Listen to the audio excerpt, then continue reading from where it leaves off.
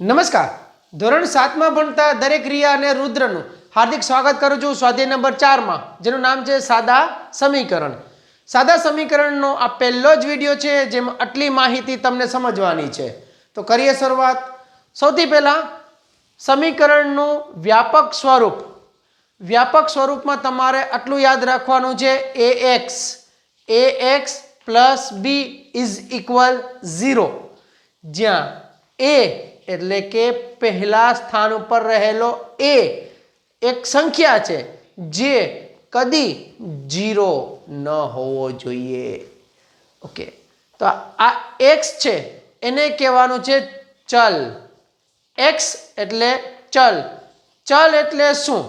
તો ચલ એટલે જે કિંમત આપણી પાસે હમણાં ઉપલબ્ધ નથી. કિંમત જે આપણી પાસે હમણાં હાજર નથી, એ સંખ્યા આ સંખ્યા સાથે ગુણાકારના સંબંધમાં છે, જ્યારે અહીંયા આ બી સંખ્યા એ ચલ વગરની છે. એટલે આમાં ચલ છે, આમાં ચલ નથી. તો ક્લિયર કરો, x એટલે ચલ, જ્યારે a અને b એટલે કે આ a અને આ b એ અચલ, ચલ વગરની સંખ્યાઓ કહેવાય છે. હવે ચલની કિંમત જુદી જુદી હોય, જ્યારે અચળની કિંમત હંમેશા નિશ્ચિત હોય. સમજાવું કેવી રીતે? જુઓ, અહીંયા 8, અહીંયા 5, આ બંનેની કિંમત નિશ્ચિત છે. જ્યારે અહીંયા x આપ્યો છે એ કઈ કિંમત છે તમે જાણતા નથી, તો આને કહેવાય ચલ. હવે આ ચલની કોઈ કિંમત તમે મૂકો, એ કિંમત મૂક્યા પછી એને 5 માંથી બાદ કરો તો 8 મળવા જોઈએ. ફરીથી બોલું છું, લાવવાના છે 8, આ બાજુ છે 5. હવે 5ની સાથે માઇનસ કરાય એવી કોઈ સંખ્યા અહીંયા મૂકવાથી જો 8 જવાબમાં મળે તો એ જ કહેવાય ચલની કિંમત. તો આ બાજુની લેફ્ટ સાઈડ, આ બાજુની રાઈટ સાઈડ બંને સમાન સમાન સમાન એટલે એકરૂપ, એકરૂપ એટલે બરાબર થવી જોઈએ. જો બીજું ઉદાહરણ, અહીંયા 3x એટલે કે ચલની કિંમતને 3 સાથે ગુણી નાખવાનું. ચલની કિંમતને 3 સાથે ગુણી નાખવાનું પ્લસ એમાં 1 ઉમેરી દેવાનો, તો આપણને મળવા જોઈએ 7. આને કહેવાશે સમીકરણ, જેમાં આ કિંમત તમે મૂકો ત્યારે ચલની જે કિંમત આવે એ કિંમતના કારણે અહીંયા 7 મળવા જોઈએ. સમજાવીશું આગળ. હવે સમીકરણ એટલે શું? તો સમાનતા દર્શાવતા. તો જો આ બાજુની લેફ્ટ સાઈડ, આ બાજુની રાઈટ સાઈડ, બંને વચ્ચે છે સમાનતા એટલે બરાબર.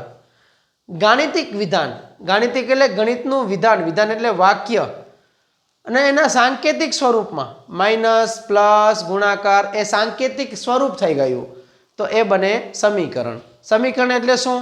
સમાનતા દર્શાવતા ગાણિતિક વિધાનના સાંકેતિક સ્વરૂપને સમીકરણ કહેવાય. સમાનતા બતાવવું જોઈએ, પાછું ગણિતના જેવું વિધાન હોવું જોઈએ, અને તો એ બને સમીકરણ. હવે સમીકરણમાં ચલના સ્થાને જે કિંમત મૂકવાથી સમીકરણની બંને બાજુઓના પરિણામ સમાન થાય, તે કિંમતને આપેલા સમીકરણનો ઉકેલ કહેવાય છે. માની લો કે તમને આવું એક સમીકરણ આપી દીધું, એમાં તમે એક્સની જગ્યાએ, ચલની જગ્યાએ કોઈ કિંમત મૂકો, એ કિંમત મૂકવાથી જવાબમાં 7 મળે, તો કહી દેવાનું કે left side is equal to right side, ડાબી બાજુ બરાબર જમણી બાજુ. ચેપ્ટરમાં થોડું ડીપમાં જઈશું, સ્ટેપ બાય સ્ટેપ. જેમાં પહેલું ઉદાહરણ છે, નીચેના વિધાનોને સમીકરણ સ્વરૂપમાં લખો. તો કરીએ છીએ શરૂઆત. તો ઉદાહરણની અંદર આપેલું છે વિધાન, અને એને ફરાવવાનું છે સમીકરણમાં. વિધાન એટલે વાક્ય અને સમીકરણ એટલે આવું સ્વરૂપ. તો પહેલાં સમીકરણમાં જતા વિધાનને સમજીએ. વિધાન શું કહે છે જુઓ, એક્સ, આને તો તમે ઓળખો જ છો, એક્સ એટલે ચલ, એના 3 ગણા, ગણા એટલે ગુણાકાર કરવાનો, અને 11નો સરવાળો એટલે સરવાળાની નિશાની આવશે, અને 32 છે તો 32 છે ને એ જવાબ છે. તો કરીએ તો કઈ રીતે કરીશું? તો પહેલાં તો એક્સ ના 3 ગણા એટલે 3 સાથે ગુણાઈ જશે એટલે 3x થઈ જશે, અને 11નો સરવાળો, અને એટલે આગળ 11નો સરવાળો, સરવાળો આવ્યો એટલે પ્લસ આવે, 11 ઉમેરો, કેટલા થાય છે? 32 છે, 32 છે, થઈ ગયું. લો 3x પ્લસ 11 બરાબર 32. ક્લિયર?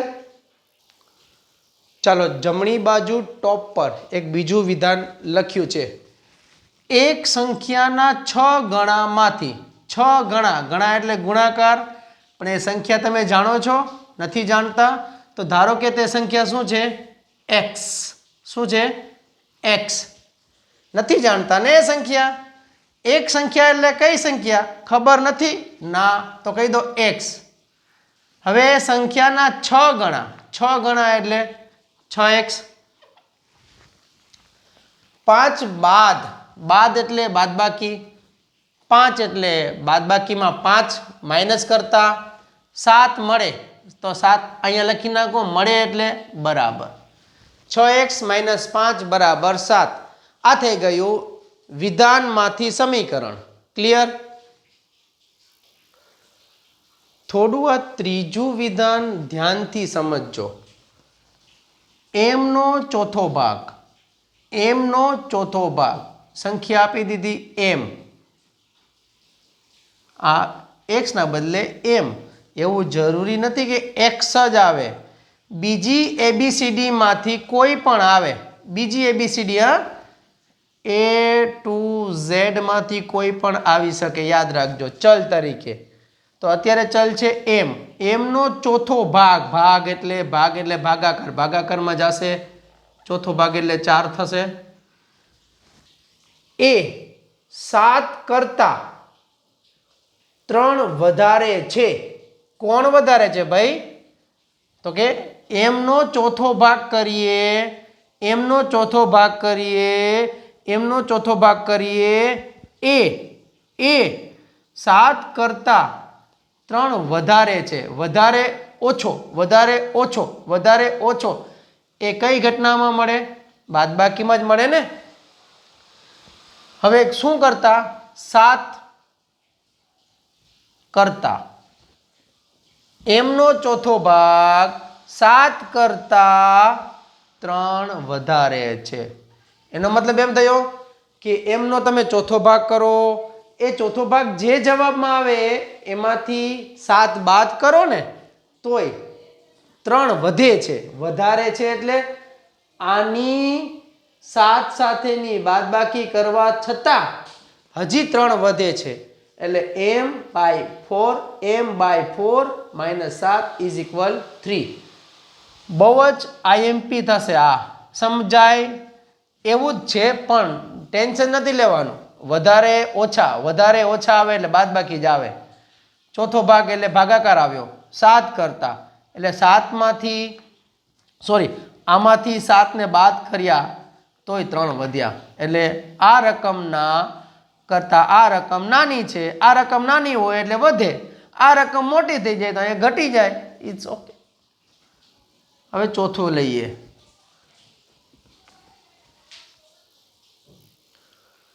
ચોથું સ્ટેટમેન્ટ આ રહ્યું, સ્ટેટમેન્ટ એટલે વિધાન, આ રહ્યું વિધાન વાક્ય. એક સંખ્યાના ત્રીજા ભાગમાં, એક સંખ્યા એટલે કઈ સંખ્યા? નથી ખબર ને? તો ધારી લો કે ધારો કે તે સંખ્યા x છે. તમને મેં કીધું એ પ્રમાણે A to Z માંથી કોઈ પણ લઈ શકાય. આપણે x લીધો છે, તમે ગમે તે લઈ શકો. એક સંખ્યા થઈ ગઈ x. ત્રીજો ભાગ, ભાગ એટલે ભાગાકાર, ભાગાકારમાં ત્રીજો ભાગ એટલે છેદમાં 3 આવે. હા, હવે ઉમેરતા એટલે પ્લસ કેટલા? 5. કેટલા મળે? 8. થઈ ગયું તમારું સમીકરણ. x/3 + 5 = 8. વધી આગળ. So now are you ready for practice? If yes, જો હા હોય તો ગર્લ રિયા લખીને અને બોય રુદ્ર લખીને આ નંબર ઉપર વોટ્સએપ કરો. પ્રેક્ટિસ માટે આવા વિધાનો તમને હું ફોરવર્ડ કરું છું. કરો પ્રેક્ટિસ, મેથ્સને બનાવો ઇઝી, થઈ જાઓ થોડા બિઝી. ત્યાં સુધી નેક્સ્ટ વિડીયોમાં મળીએ ત્યાં સુધી. અને તમારા ગ્રુપ સર્કલમાં જે 7th સ્ટાન્ડર્ડમાં છે એમને આ વિડીયો મોકલવાનું ભૂલતા નહીં. બોલો ક્લિયર? બીજો વિડીયો બીજા એક્સરસાઇઝ સાથે જલ્દી આપું છું. Thank you. જય હિન્દ.